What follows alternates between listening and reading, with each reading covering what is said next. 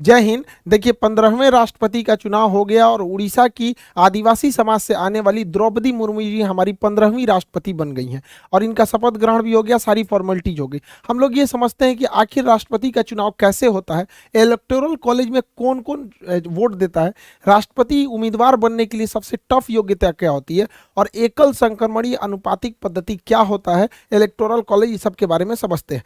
देखिए हमारा देश जब बन रहा था, संविधान बन रही थी, तो भारत को रिपब्लिक न रख के ना ही गणराज्य रखा गया, दोनों कॉमन रखा गया। देखिए रिपब्लिक किसे कहते हैं, हिंदी में इसे हम लोग गणराज्य कहते हैं। गणराज्य उसे कहा जाता है जहां राष्ट्राध्यक्ष का चुनाव होता है। देखिए राष्ट्रपति हमारे देश के प्रमुख है, शासन के प्रमुख नहीं है। तो जहां कहीं पे राष्ट्राध्यक्ष का चुनाव होता है उसे हम लोग कहते हैं गणराज्य कहेंगे। तो हमारा देश जो है, हमारे राष्ट्राध्यक्ष राष्ट्रपति हैं और उनका चुनाव भी होता है, तो उस हिसाब से हम रिपब्लिक भी आ जाते हैं, गणराज्य आते हैं। लेकिन डेमोक्रेसी किसे कहते हैं, तो डेमोक्रेसी जो होता है जिसमें शासनाध्यक्ष का चुनाव होता है। शासनाध्यक्ष हमारे यहाँ प्रधानमंत्री है, तो हमारे यहाँ शासनाध्यक्ष का भी चुनाव होता है और हमारे यहाँ राष्ट्राध्यक्ष का भी चुनाव होता है। तो इस हिसाब से हम लोग हो गए डेमोक्रेटिक रिपब्लिक, मतलब हमारे यहाँ डेमोक्रेसी भी है और रिपब्लिक भी है, यानी लोकतंत्रात्मक गणराज्य है। गणराज्य इसलिए क्योंकि राष्ट्राध्यक्ष के रूप में बैठे राष्ट्रपति का चुनाव हो रहा है, और लोकतंत्र इसलिए क्योंकि शासनाध्यक्ष के रूप में बैठे प्रधानमंत्री का चुनाव हो रहा है। तो हम लोग लोकतंत्रात्मक गणराज्य होता है, डेमोक्रेटिक रिपब्लिक है। ये हमारी प्रस्तावना में भी मिलता है। हम भारत के लोग, देखिएगा, हम भारत के लोग भारत को एक संपूर्ण प्रभुत्व संपन्न समाजवादी पंथ निरपेक्ष एवं लोकतंत्रात्मक गणराज्य बनाने के लिए, यानी हम लोकतंत्र और गणराज्य दोनों में, डेमोक्रेटिक रिपब्लिक, यानी हमारे यहाँ राष्ट्रपति का चुनाव होगा। अब ये राष्ट्रपति का चुनाव में कौन उम्मीदवार खड़ा होगा इसका डिसाइड करना जरूरी है। तो संसद के 3 अंग होते हैं, लोकसभा, राज्यसभा और राष्ट्रपति। राष्ट्रपति संसद का एक अंग है। तो कहेगा संसद के सदन कितने होते हैं, तो 2 सदन, लोकसभा और राज्यसभा। लेकिन अंग कितने होते हैं, तो 3 अंग हो जाते हैं। तो उसी में एक अंग का चुनाव, सभी अंगों का चुनाव होता है, लोकसभा का चुनाव होता है, राज्यसभा का चुनाव होता है, तो राष्ट्रपति का भी चुनाव होता है। 5 सालों पर राष्ट्रपति का चुनाव होता है। राष्ट्रपति की उम्मीदवार जो कोई भी खड़ा हो सकता है, उसको कुछ शर्तों का पालन करना पड़ता है। वो भारत का नागरिक होना चाहिए, 35 साल आयु होना चाहिए, इस शर्त को तो कोई इजीली पार कर सकता है। पागल नहीं होना चाहिए, दिवालिया भी नहीं होना चाहिए। दिवालिया उसे कहते हैं कि जो इतना कर्जा ले लिया है और अपने इनकम से ज्यादा कर्जा ले चुका है, चुका ही नहीं पा रहा है, जैसे विजय माल्या, नीरव मोदी, मेहुल चौकसी, ये लोग दिवालिया हो चुके हैं। ऐसे लोग राष्ट्रपति के चुनाव नहीं लड़ सकते, क्योंकि अगर ये जीत गए ना तो सबसे पहले अपना कर्जा उतारेंगे देश के पैसा से। तो दिवालिया नहीं होना चाहिए, लाभ के पद पर नहीं होना चाहिए। सरकारी नौकरी जो होता है ना, वो लाभ का पद होता है। जैसे आप देखेंगे कोई राज्यपाल है, वो लाभ का पद नहीं है, नेता लाभ का पद नहीं है, मंत्री लाभ का पद नहीं है। संविधान के हिसाब से ये जनता के सेवक है। सरकारी नौकरी में रहेंगे ना तो लाभ का पद हो जाएगा, तो लाभ के पद पर नहीं होना चाहिए। तो ये सब नॉर्मल योग्यताएं हैं, ये किसी के पास हो जाती है। सबसे टफ जो योग्यता होती है वो 50 प्रस्तावक होने चाहिए और 50 अनुमोदक होने चाहिए। प्रस्तावक और अनुमोदक मतलब होना चाहिए कि जो व्यक्ति खड़ा होना चाह रहा है कि हाँ हम राष्ट्रपति के चुनाव में लड़ना चाहते हैं, जैसे इस बार यशवंत सिन्हा जी थे और द्रौपदी मुर्मू जी थे, तो उनके लिए संसद के किसी भी सदन से, चाहे वो लोकसभा हो चाहे वो राज्यसभा हो, 50 ऐसे लोगों की जरूरत है जो इनका प्रस्ताव आगे ले जाएं कि हम चाहते हैं कि यह व्यक्ति चुनाव में खड़ा हो। डायरेक्ट वो नहीं जानना चाहेगा कि हम चाहते हैं चुनाव लड़े। 50 प्रस्तावक होना चाहिए। हो सकता है कि 20 ठो प्रस्तावक लोकसभा से, 30 ठो का जुगाड़ वो राज्यसभा से कर ले, या कुछ इसमें से कुछ उसमें से करके उसे टोटल 50 प्रस्तावक चाहिए। जब 50 प्रस्तावक हो जाएंगे तो उस 50 के समर्थन में अलग से 50 अनुमोदक होना चाहिए कि हाँ यह व्यक्ति के साथ हम खड़े हैं, यह जिसे चाहता है कि नहीं ये भी व्यक्ति चुनाव लड़े, हम फेवर में हैं। तो यानी ओवरऑल आपका 100 सांसदों से अच्छा संबंध होना चाहिए, तब ना आपका 50 ठो प्रस्तावक आएगा और इसके अलावे अन्य 50 ठो अनुमोदक होंगे। वो आप कहीं से ला सकते हैं, चाहे वो लोकसभा से ला सकते हैं या राज्यसभा से ला सकते हैं। कोई जरूरी नहीं है कि 50 यहीं से, हो सकता है आपका 50 लोकसभा से प्रस्तावक हो जाए, 50 राज्यसभा से अनुमोदक हो जाए। यानी नाम का प्रस्ताव दे 50 और उस नाम में सहमति यानी अनुमोदन दे 50। ये इतना टफ हो जाता है कि यहीं पर एक कॉमन आदमी चुनाव नहीं लड़ पाता है, क्योंकि 100 सांसद आपके नाम का प्रस्ताव देंगे, इसका मतलब आप बहुत बड़े पॉलिटिशियन होने चाहिए। और दोनों लोग बहुत बड़े पॉलिटिशियन हैं भी। इनका मतलब ये जमीन से एकदम जुड़ी हुई आदिवासी समाज से राज्यपाल रही थी, और ये तो अटल बिहारी वाजपेयी के समय पे तो मंत्री भी रहते हैं यशवंत सिन्हा जी। तो दोनों लोग का नो डाउट बैकग्राउंड तो पॉलिटिकल ही रहा है। अब इनको वोट कौन कौन देगा यहाँ ये डिसाइड करते हैं इलेक्टोरल कॉलेज। हम लोग राष्ट्रपति के चुनाव में वोट नहीं डाल सकते क्योंकि राष्ट्रपति का चुनाव इनडायरेक्टली होता है, अप्रत्यक्ष रूप से, यानी हमारे द्वारा चुने गए लोग ही वोट डालते हैं। तो पहले हम ये समझ जाते हैं कि राज्यों से कौन कौन वोट डालेगा, फिर केंद्र में चलेंगे। देखिए, राज्य के लिए कानून बनाने की जिम्मेदारी विधानमंडल का होता है, और विधानमंडल जो होता है हर एक राज्य में होता है विधानमंडल। हमारे यहाँ 28 राज्य जो है, अभी 28 राज्य। तो देखिए 28 राज्यों में विधानसभा है, तो विधानमंडल के दो भाग होते हैं, एक होता है विधानसभा, एक होता है विधान परिषद। तो दो अंग हो गए। जिस तरह से संसद के दो अंग लोकसभा राज्यसभा, उसी तरह राज्यों में हर राज्य में विधानसभा के दो अंग, एक विधानसभा एक विधान परिषद। लेकिन विधान परिषद हर एक राज्य में नहीं है। पहले 7 राज्य में था, जम्मू कश्मीर तो टूट गया तो वहां का हटा ही दिया। टोटल 6 राज्यों में ही अभी विधान परिषद है। 6 राज्य, यूपी, बिहार, महाराष्ट्र, कर्नाटक, आंध्र प्रदेश, तेलंगाना। तो वो 6 राज्यों में विधान परिषद है। बाकी राज्यों में केवल और केवल विधानसभा होती है। तो राष्ट्रपति के चुनाव में कहा गया है कि विधान परिषद भाग नहीं लेगी। इसलिए कहा गया है कि विधान परिषद के लोग भाग नहीं लेंगे क्योंकि ये विधान परिषद हर एक राज्यों में नहीं है। जब विधान परिषद हर एक राज्य में बना दिया जाएगा, जैसे बंगाल में बना दिया जाएगा, पंजाब में, राजस्थान में, मतलब 2800 राज्य में जिस दिन ये बना दिया जाएगा उस दिन ये इसको भी चुनाव में लड़ने का, राष्ट्रपति के चुनाव में वोट डालने का अधिकार दे दिया जाएगा। अब कौन डालता है विधानसभा में, विधानमंडल में? तो विधानमंडल में केवल विधानसभा के सदस्य वोट डालते हैं, विधानसभा के। अब हर 2800 राज्यों में अलग अलग विधानसभा है। जैसे बिहार में 243 है, यूपी में 403 है। तो अलग अलग राज्यों में विधानसभा की जो सीटें हैं वो अलग अलग हैं। तो यहाँ पर राष्ट्रपति के चुनाव में वोट का वैल्यू नहीं, वोट नहीं बल्कि वोट का वैल्यू कितना है ये मायने रखता है। जैसे एक विधायक ने वोट 1 दिया तो वो 1 काउंट नहीं होगा, उसकी वैल्यू निकाली जाएगी, और ये वैल्यू कई हजार में भी जा सकते हैं। जैसे आपको पता है 2800 राज्यों की विधानसभा चुनाव में वोट डालेगी, तो जो एमएलए होते हैं, विधानसभा में बैठने वाले को एमएलए कहते हैं और विधान परिषद में बैठने वाले को एमएलसी कहते हैं। तो एक एमएलए के वोट की जो वैल्यू होती है वो उस राज्य की जनसंख्या में भाग दे दिया जाता है। उस राज्य में टोटल कितने एमएलए की संख्या, जैसे बिहार की बात करेंगे तो 12 करोड़ जनसंख्या हो गई। अब बिहार में 243 विधायक यानी एमएलए हो गए। इनसे भाग देने के बाद फिर 1/1000 से कर देते हैं, तो वैल्यू निकलती है। इस फॉर्मूला को अगर आप ध्यान से देखेंगे तो आपको समझ में आएगा कि जिस राज्य की जनसंख्या ज्यादा है उस राज्य के एमएलए की वोट की वैल्यू ज्यादा रहेगी। जैसे उत्तर प्रदेश में यूपी की जनसंख्या सबसे ज्यादा 22 करोड़ है, तो यूपी की जनसंख्या में यूपी के जो एमएलए होंगे उनके वोट का वैल्यू सबसे ज्यादा होगा। सबसे ज्यादा होता है यूपी के। अब सॉल्व करना पड़ेगा, जैसे यहाँ 22 करोड़ जनसंख्या हो गई, बटा 403 विधानसभा के हैं तो उनको भाग देंगे, फिर 1/1000 करेंगे, तो ये वैल्यू जो निकलती है वो आती है 208। यानी अगर यूपी का कोई एक विधायक 1 वोट डालता है तो वोट काउंट होगा 1, लेकिन उसकी वैल्यू हो जाएगी 208। इस तरह से टोटल यूपी में 403 सीटें हैं।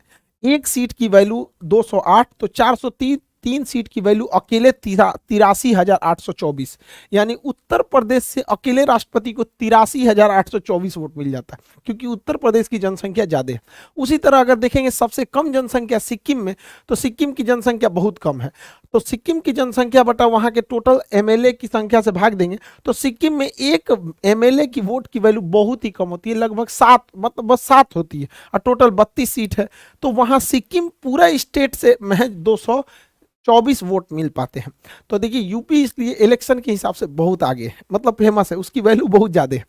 इस हिसाब से जैसे हम यहाँ 2 यूपी का बताया, सिक्किम का बताया, हर एक राज्य का जब निकालेंगे तो 2800 राज्य के टोटल जो विधायक हैं 2800 राज्य में, उसको मिलाएंगे तो 4033 टोटल एमएलए आएंगे, 4033। जैसे बिहार में 243, यूपी में 403, ऐसे टोटल मिलाएंगे 2800 राज्य की, तो टोटल एमएलए आते हैं 4033, और हर एमएलए की वोट अलग अलग होती है, जनसंख्या पे डिपेंड करती है। टोटल 4033 को जोड़ेंगे तो वोट आता है 5,43,231, यानी हर 28 राज्य का अगर एमएलए वोट दिया राष्ट्रपति को तो टोटल वोट गया कितना, 4033। लेकिन उन वोटों की जो वैल्यू होती है वो हो जाती है 5,43,231। ये हो गया एमएलए का वोट। अब बात करते हैं जो केंद्र में सांसद बैठे हैं, सर एमपी बैठे हैं, उनके वोट की वैल्यू देखते हैं। तो उनका वोट का वैल्यू निकालने से पहले आपको ये पता होना चाहिए, तभी निकल सकता है, इसलिए पहले हम इसको बताएं। एमपी के वोट कैसे निकालते हैं? देश के लिए जो कानून बनाता है वो होता है संसद। तो संसद में लोकसभा और राज्यसभा में निर्वाचित सदस्य ही वोट डालते हैं। निर्वाचित सदस्य देखिए 543 जो होते हैं वो ही निर्वाचित होते हैं लोकसभा में, टोटल के टोटल निर्वाचित नहीं होते हैं। दो एंग्लो इंडियन वोट नहीं डाल सकते हैं। एंग्लो इंडियन उन्हें बोला जाता है कि जब यहाँ पे अंग्रेज रहते थे, यानी यूरोप वाले जब हमारे यहाँ शासन करते थे, तो कुछ ब्रिटेन वालों का शासन था, फ्रांसीसियों का था, पुर्तगालियों का था, डचों का था, डेनमार्क वालों का था, स्वीडन वालों का था। तो वो लोग क्या करते थे, यहाँ की महिलाओं से शादी भी कर लेते थे, और यहाँ से जो उनके बाल बच्चे होते थे वो एंग्लो इंडियन कहलाते थे, यानी अंग्रेज पिता और मतलब भारतीय माँ, तो एंग्लो इंडियन कहलाते थे। जब भारत गुलाम था तो हजारों की संख्या में यहाँ अंग्रेज रहते थे, तो उनकी यहाँ फैमिली भी होती थी। तो जब देश आज़ाद हुआ तो देश ने सोचा कि इनकी बात कौन सुनेगा, तो एंग्लो इंडियन के लिए 2 सीटें कह दिया गया कि राष्ट्रपति अपने कोटा से उन्हें चुन के यहाँ पे भेज देगा। तो दो एंग्लो इंडियन का चुनाव नहीं होता है, बल्कि राष्ट्रपति सेलेक्ट कर लेते हैं। इसलिए कहा जाता है कि जब राष्ट्रपति सेलेक्ट किया है तो ये राष्ट्रपति का ही फेवर करेगा, इसलिए इसको वोट ही मत डालने दो।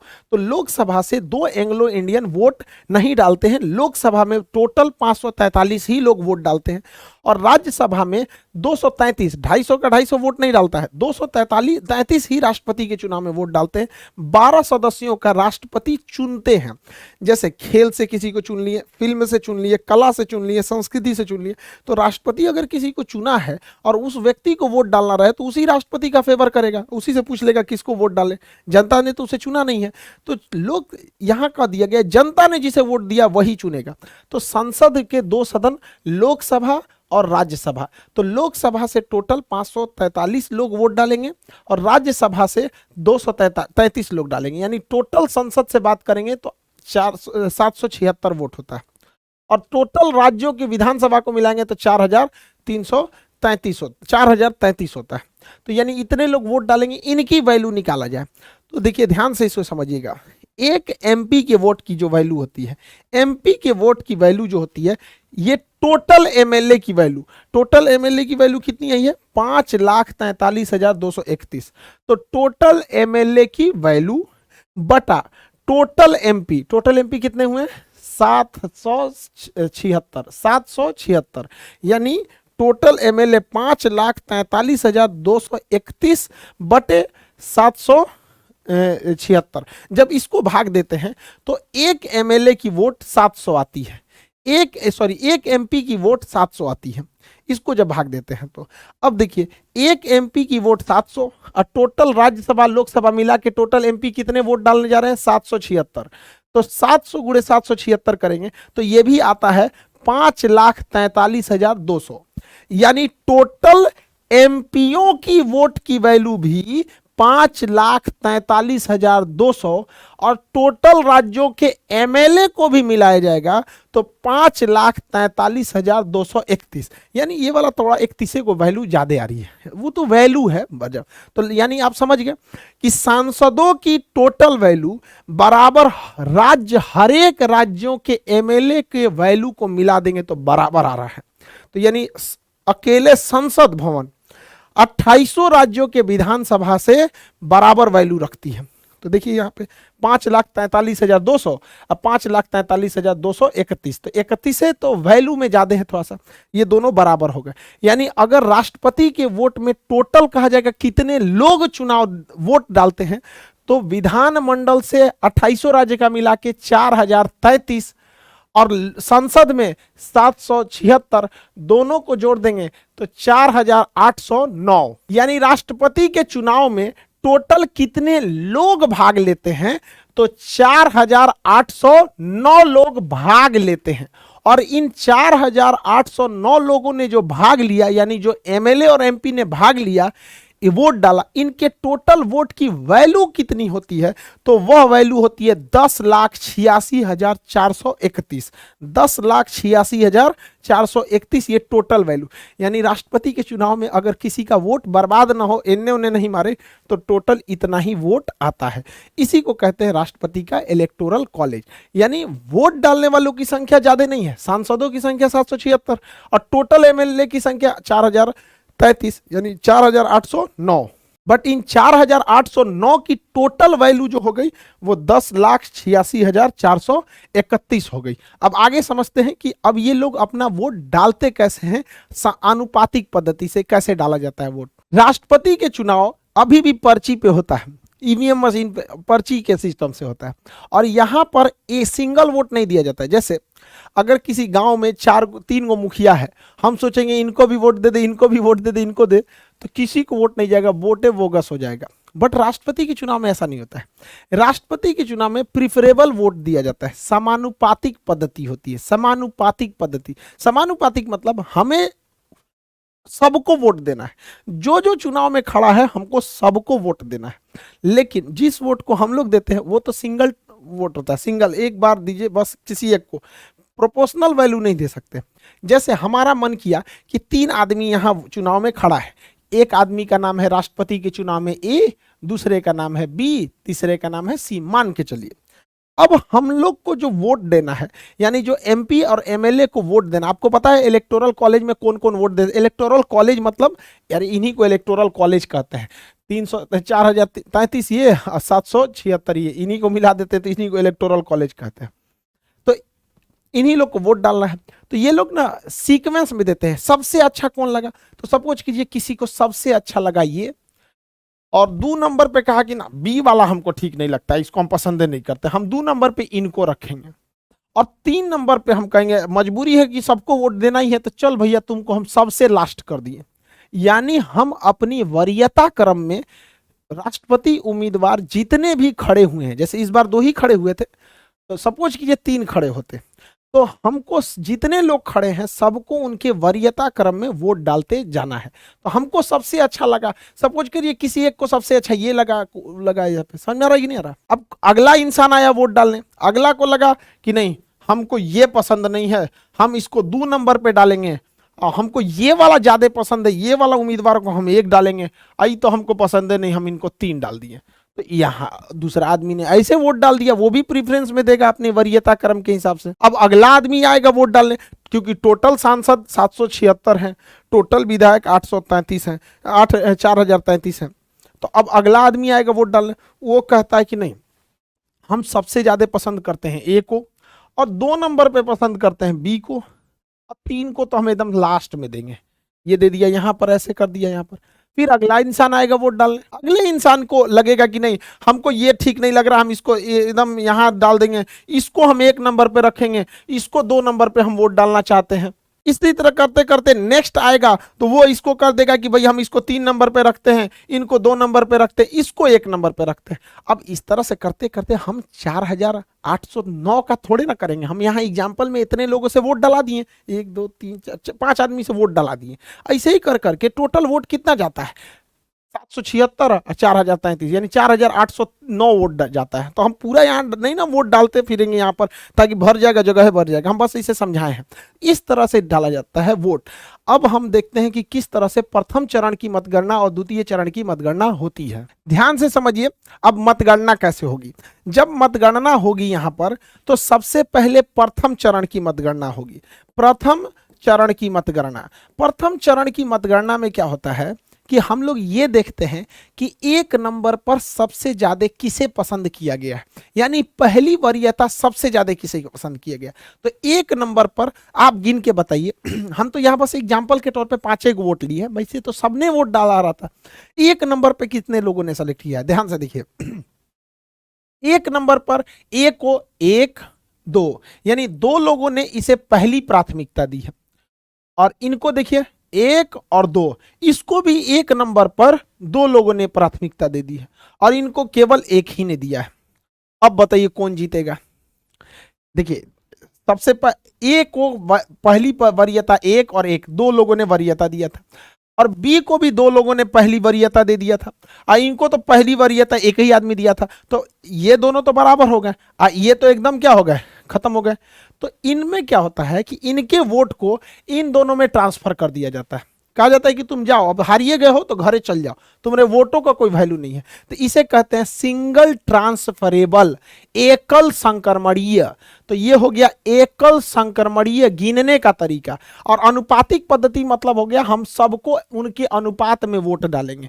तो राष्ट्रपति का चुनाव एकल संक्रमणीय, यानी जो कम वोट पाया है उसका वोट बाकियों को दे दिया जाता है कि भाई तुम जाइए रहो तो हमेशा के लिए जाओ, और तुम जीत रहे हो तो अच्छा से जीतो। और अनुपातिक पद्धति का मतलब होता है कि अनुपात में वोट डालना है। समझ में आ गया कि नहीं? अब ये बताइए, पहली चरण की मतगणना में तो कोई जीता ही नहीं, दोनों बराबर हो गए। अब बताइए ए जीतेगा कि बी? तब यहां होता है द्वितीय चरण की मतगणना। द्वितीय चरण की जब मतगणना होगी तो हम लोग अब देखेंगे कि द्वितीय वरीयता किसको ज्यादा मिला है, क्योंकि प्रथम वरीयता में तो दोनों को बराबर बराबर मिला, द्वितीय वरीयता किसको ज्यादा मिला है। तो 2 नंबर पर इनको एक आदमी ने पसंद किया है, 2 नंबर पर एक आदमी ने यहां पर पसंद किया है, तो यहां लिखेंगे एक। और कोई इनको 2 नंबर पर रखा है? नहीं, ये तो खत्म ही हो गए। इनको 2 नंबर पे कितने लोगों ने रखा है? 1 और 2, यानी इनको 2। इस हिसाब से विजेता हो गए 2 नंबर, यानी बी वाला व्यक्ति विजेता हो गया। और यह बी जो विजेता हुआ है वो प्रथम चरण में नहीं हुआ है, वह द्वितीय चरण में हुआ है। तो जब कभी भी प्रथम चरण में वोट बराबर हो जाते हैं तब द्वितीय चरण की मतगणना आती है। यह नौबत आया था बीवी गिरी के समय। तो बीवी गिरी जो चुनाव जीते थे वो द्वितीय चरण की मतगणना में जीते थे। तो राष्ट्रपति का जो चुनाव होता है वो अप्रत्यक्ष होता है, हम लोग वोट नहीं डालते हैं, बल्कि हमारे द्वारा चुने गए एमपी और हमारे द्वारा चुने गए एमएलए वोट डालते हैं। तो राष्ट्रपति का चुनाव अप्रत्यक्ष रूप से एकल संक्रमणीय पद्धति द्वारा अनुपातिक प्रणाली में किया जाता है। तो इस प्रोसेस से राष्ट्रपति का चुनाव होता है। 15वें राष्ट्रपति के चुनाव में द्रौपदी मुर्मू जी को 6,76,803 वोट मिले हैं। और वहीं इनके जो प्रतिद्वंदी थे यशवंत सिन्हा जी, इनको 3,80,177 वोट मिले हैं। यानी अगर परसेंटेज में बात करें तो 64% वोट मिले हैं द्रौपदी मुर्मू जी को और लगभग 36% वोट मिला है यशवंत सिन्हा जी को। इस प्रकार एक भारी अंतर से द्रौपदी मुर्मू जी चुनाव जीत गई। ये एक आदिवासी समाज से आती है और ये आदिवासियों के लिए शुरू से बहुत कुछ की है। ये एक बहुत ही मतलब लोअर फैमिली से आती थी। इनके समाज, इनकी फैमिली में यही पहली मतलब महिला थी जो आगे जाके हायर एजुकेशन की थी, और ये काफ़ी दूर इन्हें स्कूल से जाना पड़ता था। कई बार ये अपने राजनीतिक करियर में आदिवासियों के लिए बहुत सारे आवाज़ों को उठाए हैं। ये रामनाथ कोविंद जी का जगह लेंगे। लेकिन किसी भी समाज का भला केवल एक व्यक्ति से नहीं हो सकता है जब तक वो पूरा समाज नहीं पढ़ेगा। हमारे रामनाथ कोविंद जी दलित समाज से आते थे, 5 साल राष्ट्रपति रहे, दलित समाज में बहुत ज़्यादा उत्थान देखने को नहीं मिला। वैसे ही हमारे आदिवासी समाज से आती हैं द्रौपदी मुर्मू जी। तो ऐसा नहीं है कि बहुत ज़्यादा परिवर्तन देखने को मिलेगा। जब तक कोई भी समाज खुद शिक्षित नहीं होगा तब तक कुछ नहीं हो सकता है। हर समाज को यह सोचना पड़ेगा कि किसी एक राष्ट्रपति, या हालांकि राष्ट्रपति के पास बहुत पावर नहीं होता है, वो संविधान से बंधा होता है। ये क्लास जब हम पॉलिटी का क्लास ले रहे थे तो कंप्लीट पढ़ा दिए हैं। राष्ट्रपति का टॉपिक तो हम लगभग 12 क्लास लगते हैं राष्ट्रपति का टॉपिक को कंप्लीट समझाते हुए, कि उसके क्षमादान शक्ति क्या है, राजनीतिक शक्तियां क्या है, कार्यपालिका शक्ति क्या है, विधायिका शक्ति, कानूनी शक्ति, सैन्य शक्तियां, ये सब क्या होती। लेकिन राष्ट्रपति जो भी है वो एक बंधा हुआ है मंत्रिमंडल से, कि राष्ट्रपति को जो काम डिसीजन लेना है वो मंत्रिमंडल के सलाह से ही लेगा। लेकिन हाँ, ये है कि महिलाओं का सशक्तिकरण एक संकेत तो जाता है कि नहीं, हम आपके साथ खड़े हैं, आप भी आगे बढ़िए। तो ये पूरे देश को सोचना चाहिए कि अगर आपको आगे बढ़ना है तो शिक्षा से आपको दूर नहीं जा सकते।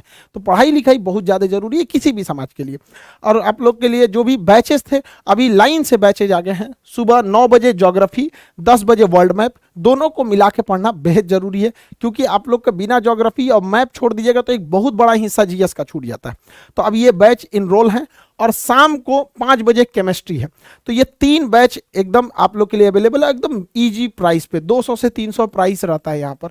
इससे कम प्राइस पे तो डाटा नहीं मिल पाता है। ये 6 महीने 5 महीने के कोर्स रहते हैं, इतने लंबे कोर्स को। तो इसको आप लोग खान सर ऑफिशियल एप्लीकेशन से डाउनलोड कर लेंगे, लिंक डिस्क्रिप्शन में मिल जाएगा। और ये क्लासेस को रेगुलर कर लेंगे। हम फिर बताते हैं कि ये क्लास को मतलब सीटेज लिमिटेड रहती हैं, इसलिए हम लोग डेडिकेटेड बता भी नहीं पाते, क्योंकि क्लासेज बहुत लंबा लेना रहता है, डेली क्लासेज रहते हैं, इसलिए वीडियोस थोड़ा सा लेट हो गया था। बट इस बार बहुत लेट हो गया था, इतना लेट नहीं होगा, लेकिन कुछ क्लासेज ज़्यादा थे, इस वजह से ज़्यादा ज़्यादा लेट हो गया। आई होप आप राष्ट्रपति के कॉम्प्लिकेटेड टॉपिक को पढ़े होंगे। हालांकि पॉलिटी के क्लास में बहुत डिटेल से राष्ट्रपति का पूरा टोटल 12 घंटे का क्लास होता है। नहीं बताइए 12 घंटे के चीज़ को हम लोग मतलब छोटे से क्लास में कितना समझा सकता है।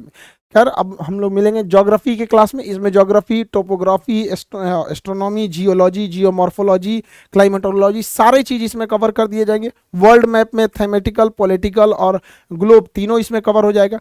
और केमिस्ट्री में ऑर्गेनिक, इनऑर्गेनिक जितना मतलब आप पता है, अभी सामने रेलवे के एग्जाम्स हैं और जो भी अभी कमीशन वाले हैं उस सब में ये सारी चीज़ों को बहुत इंपॉर्टेंस है। आई होप आप इसे समझे होंगे। मिलेंगे नेक्स्ट क्लास में। जय हिंद।